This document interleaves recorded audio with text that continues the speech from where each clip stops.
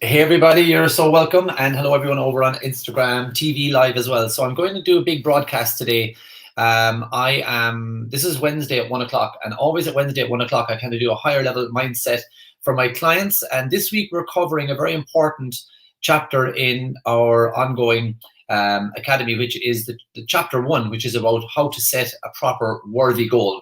We call chapter 1 a worthy ideal, and a worthy ideal is an idea that you have fallen in love with. So we don't just do goal setting in the Academy of Thinking into Results. We do high level C-type goal setting. An A-type goal is something that you know you can achieve already. A lot of people are going after these, and they kind of don't last the test of time. It's like, yeah, I was going to do that, but I didn't bother.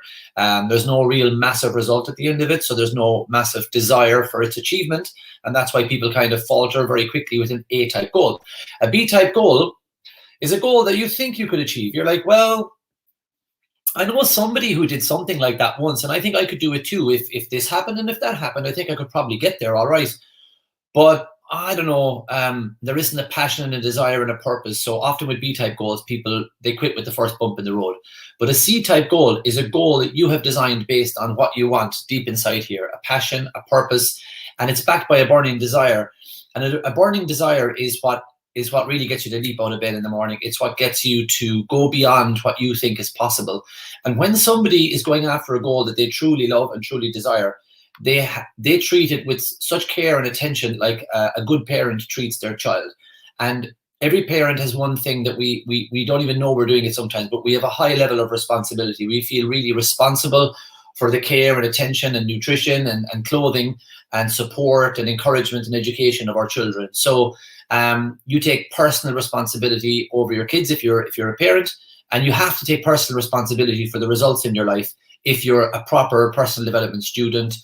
Somebody who really understands that personal growth is a choice, but change is always, always, always happening. And if the whole world isn't aware that change can happen like that, then you didn't hear of something called the bloody coronavirus. Okay, so change is always happening, but your personal growth is your choice, and you've got to take responsibility for your results. And I know a lot of people are in certain situations in their life that are not their own doing. Other people have let you down.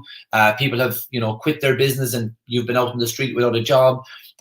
People have invested incorrectly, and their company's gone away, and then you don't have a job, or whatever it might be.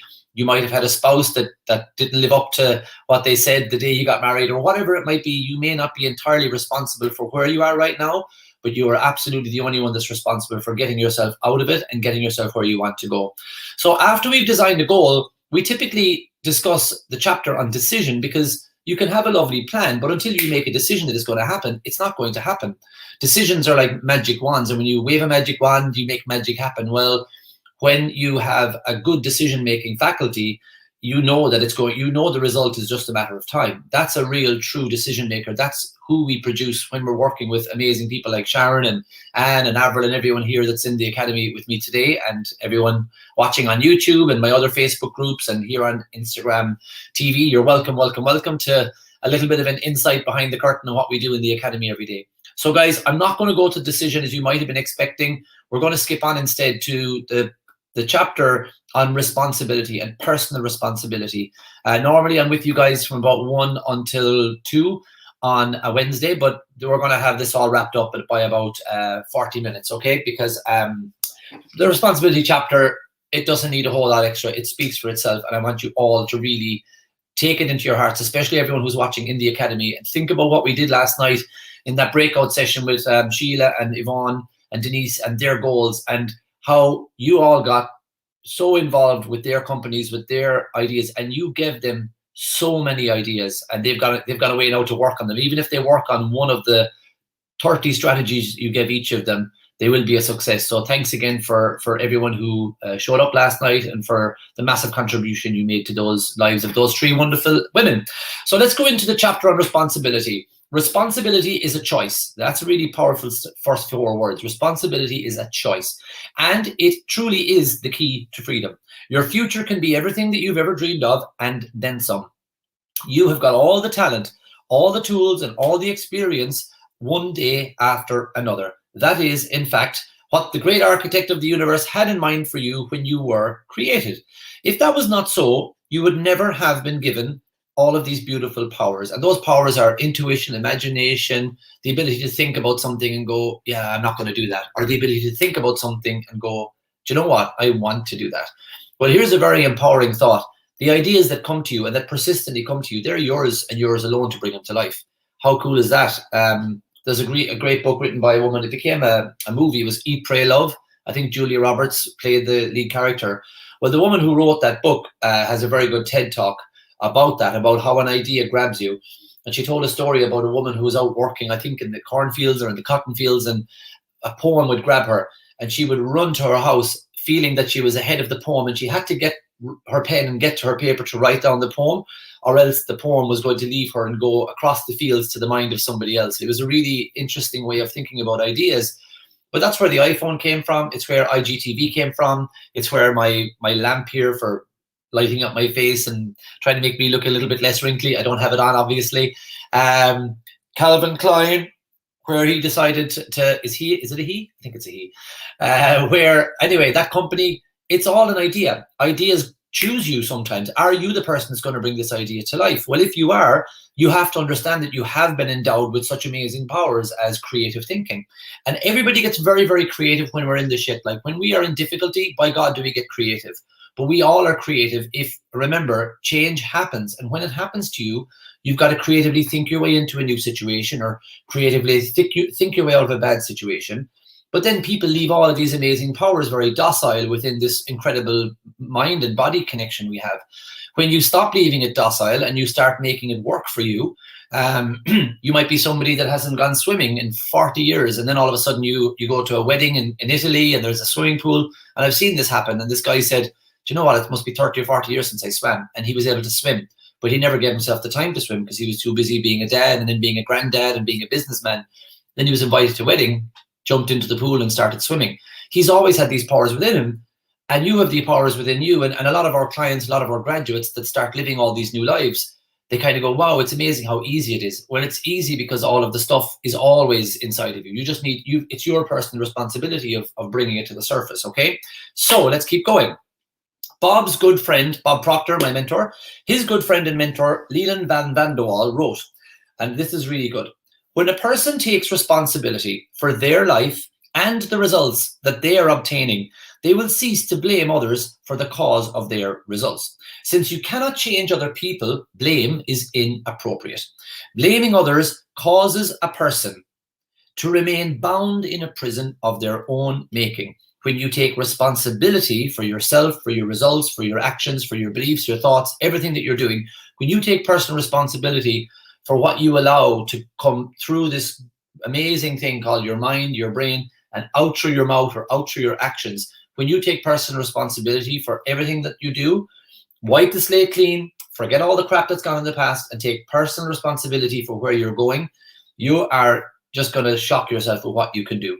Those who have never taken responsibility for their present results or their past results in their life often find themselves in that type of a mental prison, a prison where they're blaming others and they're bound by, you know, the actions of others. Wait till you hear what he goes on to say here.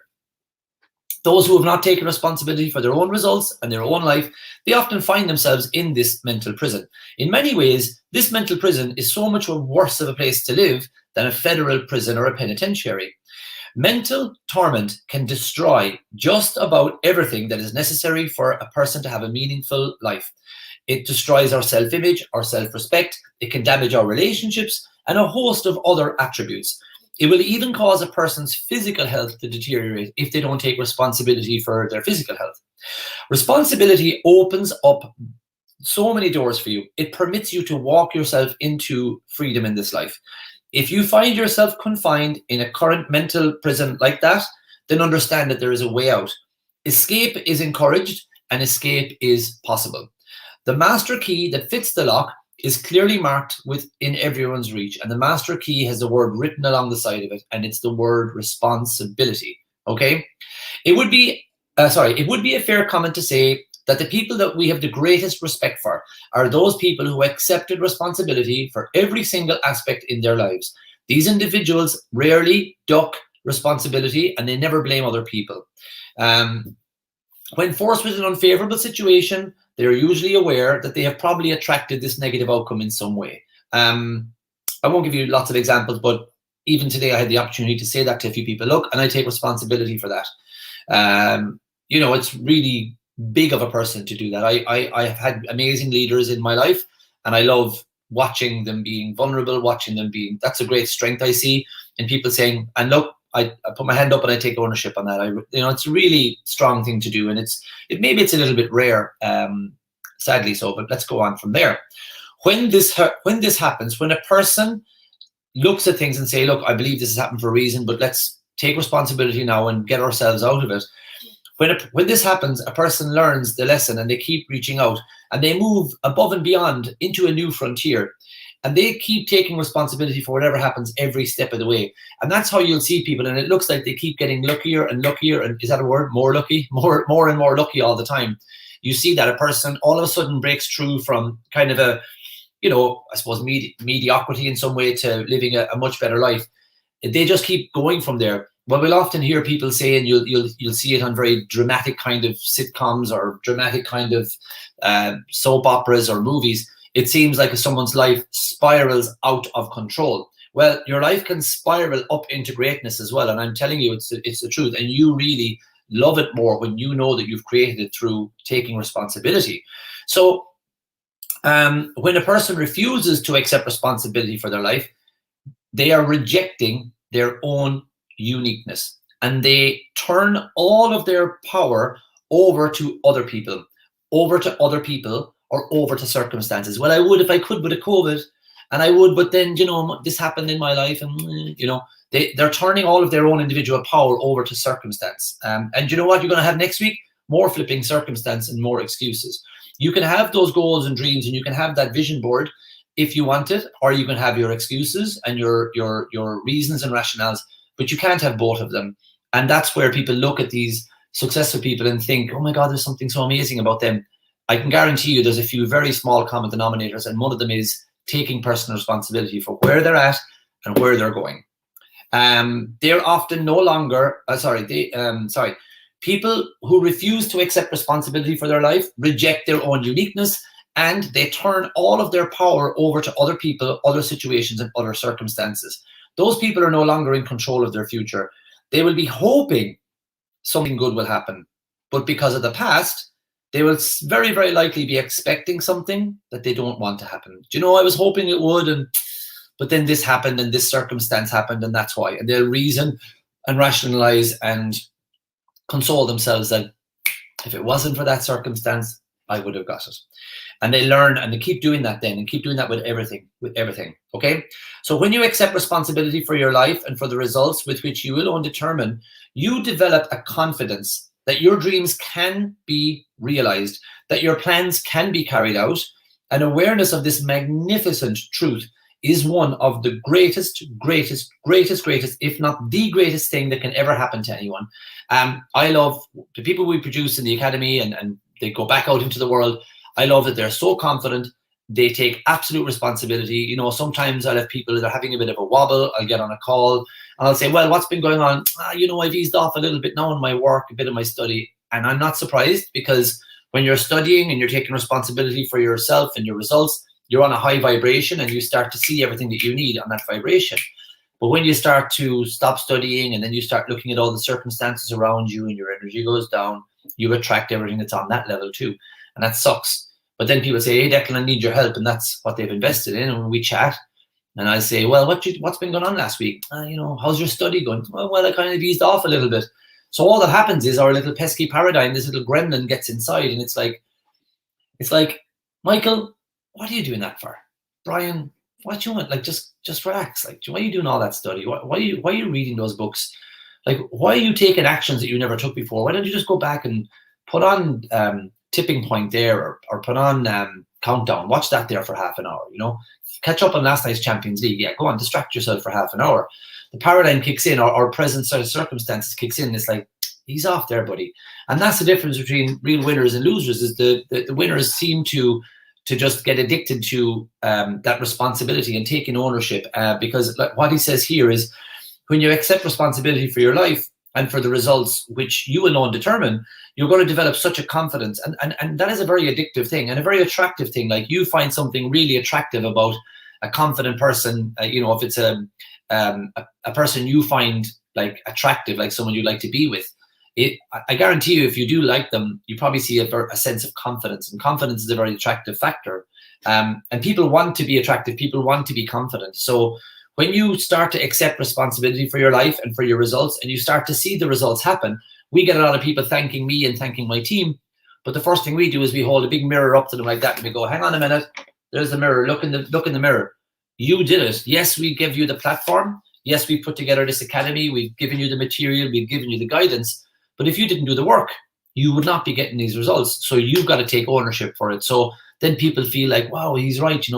I wrote this down, that I'm so happy and grateful that this is my result, and now it's here. I attracted this. Like, wow, it's really happening. Okay, there's a confidence that comes with that, because this lack of self-confidence comes with this familiar feeling that there's an inevitability to it won't work, and that kills your confidence. If you're expecting to fail, you're only half confident. You're only kind of giving yourself a Red Bull type of energy. You're not really releasing that unbelievable energy we all have inside of us. So awareness of this magnificent truth is one of the greatest, if not the greatest, things that can happen to a person's life. It's Aladdin's lamp, the magic wand, and the tooth fairy, all wrapped up in one. I like this a lot. This is a bit of a slap in the face, this one, right? Dr. Rollo May, a distinguished psychiatrist, once wrote, the opposite of courage in our society is not cowardice, it is conformity. It requires great courage to take responsibility for your life. It is so much easier to blame somebody else for something that's happening outside of you. George Bernard Shaw said, people are always blaming their circumstances for what they are. I do not believe in circumstance. The people who get on in this world are the people who get up, get out, and look for the circumstances that they want. And if they cannot find those circumstances, they make them. He goes, Bernard Shaw was right. George Bernard Shaw was right. For those people who win big in life, they all have the habit of taking responsibility and creating their own destiny. Earlier on in this chapter, it was suggested that responsibility brings with it a certain amount of freedom. For some, these last few paragraphs could very well be life-altering. So those of you who haven't tuned in before to see me on Instagram Live TV or on YouTube or wherever we are, lean in and listen, right? Listen to the following few paragraphs, and we're going to be probably wrapped up actually in about 10 or 15 minutes.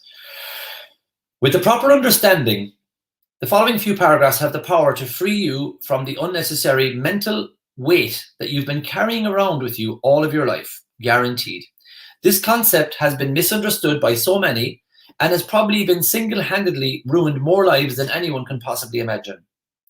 Ignorance of the following principle will most certainly cause a person to experience very destructive emotions, which are anger, guilt, and resentment. They are a horrible trio. Anger, guilt, and resentment.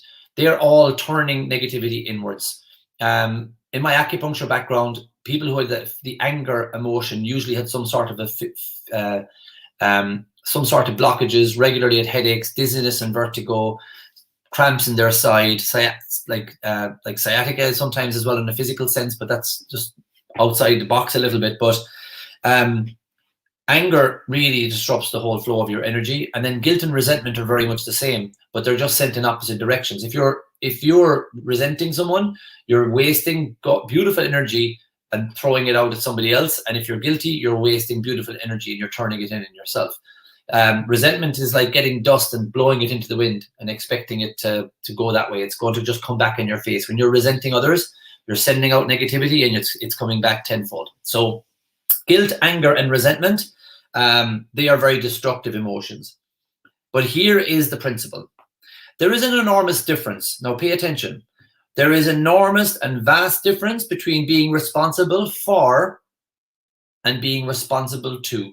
Now, I had to hear Bob teach me this many, many, many, many times before I got it. But listen again. There is a vast difference between being responsible for someone and being responsible to someone.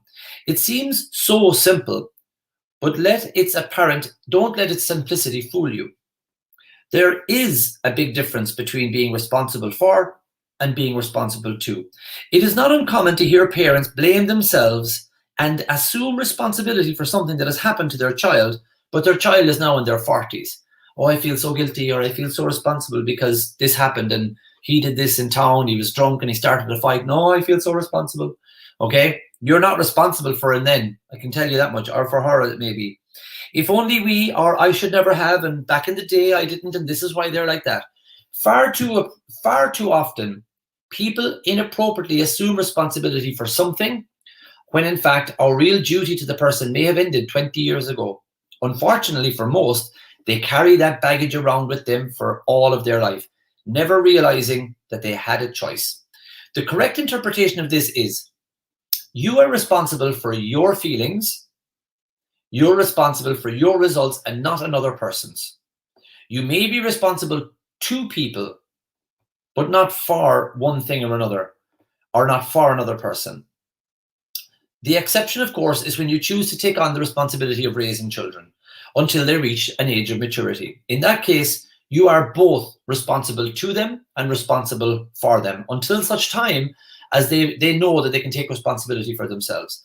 At times, it might even be appealing to contemplate having another person take on our responsibilities for us. So, look, I'm the owner of a restaurant, and look, I mean, I gave it to Tommy, and, you know, I thought he'd do a good job, but look, clearly he wasn't up to it, so that's why it was a disaster. No. The buck stopped with you, buddy, not Tommy. You're the owner. Your restaurant. You're responsible for the results. Okay, it's easy to put the blame on him. My team. I'm responsible to help each of my team be at the best of their ability. I have certain responsibilities. I can't help them 100% to get there, but as long as I feel I've done everything that I can, I've lived up to my responsibilities, then I can rest easy. But I can't be blaming them for my lack of results or whatever it may be. And the same with themselves. They can't be blaming me if things are not going well. They got to take personal responsibilities. We have a really good relationship and a very good, honest and open appraisal of that fact, okay? So at times, it might even be appealing to contemplate having another person take on responsibilities for us. We could even trick ourselves into believing that by doing this, we would be more free to go off and play if other people are taking our responsibilities and have all this fun and do all the things we wanted. But without serious thought, it might never enter your mind that exactly the opposite will happen. When you permit others to take on your responsibilities, you are now becoming dependent on these people. Okay, so my happiness, let's say my mom or dad were hard on me. My success in life is because of my childhood. They're responsible. Like, now I'm giving all of my power away. I'm what does he say in the previous paragraph here? When I refuse to accept responsibility for my upbringing or whatever it may be, my success in life, because, well, you know, dad didn't hug me, or, you know, we didn't have millions in the bank or whatever, right? If I'm blaming them, then I'm rejecting my own uniqueness. And I don't blame them. My amazing parents, absolutely fantastic. If I didn't go down, like, I had career guidance at 16 or 17, and the lady just didn't want to be there. And she's still there, in fact. But she said to me, I should aim for a certain amount of Leaving Cert points, and I should look at a future like this. Now, if I did that and I kept blaming her, it's like, oh, it's the career guidance I got, I'd be closing off my own uniqueness and blaming other people. And it's not right to do that. But wouldn't you agree? Do you know people in your life who are doing that? Like, their shoulders are so evenly balanced because they've got chips on both of them, you know?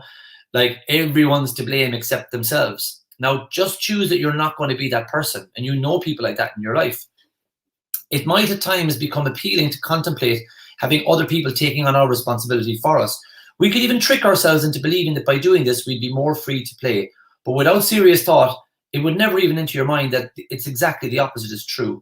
When you permit others to take on your responsibilities, you now become dependent on them. They become the giver to you, and you become the receiver. Your well-being is now dependent upon their generosity. Crap, no way. If they do a good job, I live a good life. Like, you can't live your life like that. If they love me, then I'll be happy. If they validate me, I'll be valid. You know, you've got to take responsibility for your happiness, your health, your wealth, Everything. Take responsibility. Your well-being is dependent upon their generosity, which is wrong. Hopefully at some point it will become very, very clear that this kind of behavior only leads to a life of lack, limitation, resentment, and confusion, not only with you, but with the other person as well, the giver and the receiver. So I was in a partnership before, and if I was unhappy and I was blaming my partner, that would be me being like ignorant of this wonderful material that I teach. I never did. I was responsible for my business. She's responsible for our business. I'm responsible for our business. I'm responsible to our agreement, but I'm not responsible for my enjoyment, my happiness, my organization, my success. That's on me, and her responsibilities are hers. But that was a wonderful working relationship because of that. Our results were often where we didn't want them to be, but we wouldn't let that spill into our enjoyment of our friendship or our enjoyment of how we served our clients. You see, responsibility, when it's misdirected, it's damaging. Responsibility, when it's accepted and taken in the right form, it is insane. I got a great question here. Does that mean you can't ask for help? No, absolutely not. I think the strongest people in the world are the people that ask for help, are vulnerable, admit their bumps in the road and go through it. But jeepers, no, always ask for help. Always ask for help. I ask for help, and then do ask for help from people who are doing the thing that you're looking for. Don't ask for help. Don't ask your plumber for accounting advice. With the greatest respect to a plumber who's watching along here with me, I would ask him for accounting advice because I think he's good with money. But don't ask your solicitor for help with your golf game. Don't ask your swimming instructor for your installation of your house. Ask people in the right places for the help that you need. So I hope that answers your question, Janet. Nothing positive comes from the misuse of responsibility. When you take on responsibility for another person's feelings or results or actions, you're destroying their own self-reliance and self-respect. You are responsible for all of the results in your life. You're responsible for your happiness. You're responsible for your health. You're responsible for your wealth. You're responsible for your emotional state. Regardless of what has happened in the past, the future lies ahead.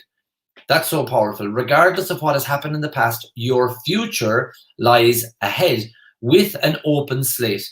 And I want you to clean that slate every morning. It doesn't matter how well you've done. You could have done better, and you can do better. Be grateful. Oh my God, be so grateful for where you're at, regardless of whether it's good or bad. I guarantee you've got so much to be grateful for, but go into every day with a clean slate. You are, a lot of people, I have great mentors who are doing amazing work, and they don't drink their own backwater, is the saying I've heard them say. They don't sit back and on the recliner and go, wow, I'm brilliant.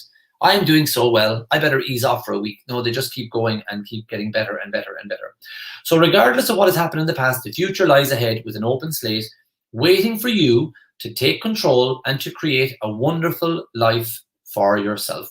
Winston Churchill, who certainly knew something about responsibility, said, responsibility is the price of greatness.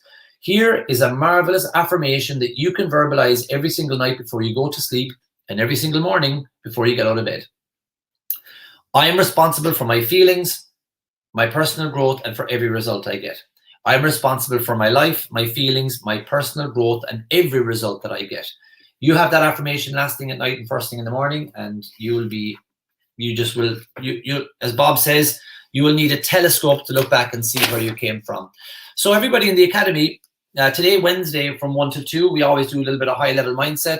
I know that we're talking about your goal, and I know you're developing, and for some of you who are maybe halfway through the Academy, I know you're probably addressing your goal now and again. You might be looking at the terror barrier or self-image, but I want you to read that chapter on responsibility today out loud. Like maybe go out into the back garden with your workbook and read it out loud to yourself, or in your bedroom, or whatever is appropriate for you. I want you to really internalize those words.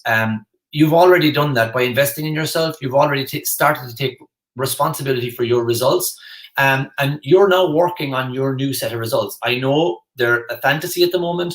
It's a big goal. It's a vision board, whatever it might be, but it's yours, and it's yours alone. There's some people in this world, and we don't have the, we're not like in my life. I'm very, very lucky. We have 3 beautiful, healthy children, but sometimes people, they don't have that gift. That hasn't come to them yet, or whatever it might be.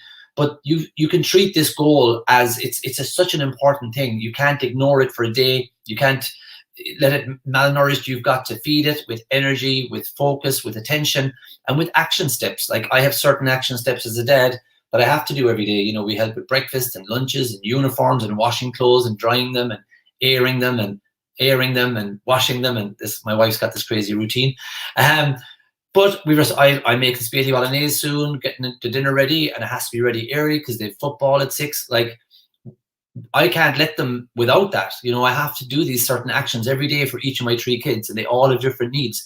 But my goal gets so much attention as well. I don't ignore it, not for one day. And for many of you will know, last week I had lots of reasons that I could have ignored my goal and taken my mind off my life that I'm creating with my team and with my family.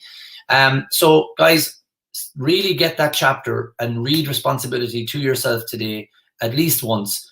And I'll be back with you tomorrow, 8 a.m. Don't forget it's Thursday tomorrow, because a lot of people are forgetting about the bank holiday. And tomorrow morning, we're going to be talking some more about your C-type goal. I'm going to be bringing you a recording and an audio called Stretch and Serve. And it's very, very good. We're going to stretch your imagination about what you've already written down as a goal and think about how to serve each day to get your goal. Okay, so thanks for being with me today here on our 1 o'clock call. For those of you on Instagram Live who've tuned in, I hope you enjoyed this short lesson, give you a little bit of an insight into what a day in the life in the academy is like for my clients. For those of you on YouTube, I appreciate all your comments because it's mostly people who watch it back on replay. So thanks for being here as well. And for everybody, I want to give you a little bit of advice. When you're finished this call, write down 5 things that you're grateful for. Just grab the pen and let it work. Don't think too hard about it. 5 things that you're grateful for. And when you're finished, sit back and just close your eyes and read each one. And for example, I'm grateful for my wife, June, right? So I'm grateful for June. And I put my hands here and I go, thank you, thank you, thank you. And each time I say thank you, I take a moment. And I didn't plan this. I just got an idea to do it now. But when I said thank you, I saw 3 things. I saw us in Australia when we were backpacking. I saw her here earlier on. She popped in. I was on a Zoom call with my team, and she popped in to wave goodbye. And she was in a nice dress, and I got that picture. And then thank you as well. I just saw us eating ice creams in the playground on Sunday. And there are moments that just change your day. And that's only the first one. I've got 5 more. I could be thankful for the children. I could be thankful for the teachers that are currently teaching them. I could be thankful for my mom and dad and the support they continue to give me and my family. But you've got so much to be grateful for. And what I haven't got it all the time. I'd like to tell you what gratitude does for you, but I promise you, you'll know if you do exactly what I tell you to do. Write down gratitude, write down 5 things, read it, and then repeat the words thank you 3 times. After you've read each one again, you'll change your physical state. You'll feel warmer, fuzzier, nicer, happier. And the next thing you're going to go off and do, you're going to be much happier in your day. So thanks for watching. For those of you who are, I've like 100 new people a week following me on Instagram, which is cool. It's part of my affirmation that I have 1 million people following me on social media. So share this if you want. It would be great. What I'd like for you to do, if you're new to following me on Instagram, in my bio, there's a webinar that you can watch. You can just click on the webinar and watch it. And you can learn more about what we do in our wonderful academy. And that's it. So for the clients, see you 8 o'clock. For you over on Instagram TV, thanks for watching. Thanks for following. And good night. God bless. Good afternoon. Have fun. Don't forget your gratitude. Take care. Now I've got to turn off all these things. Hello, Donna. Good to see you. End broadcast here.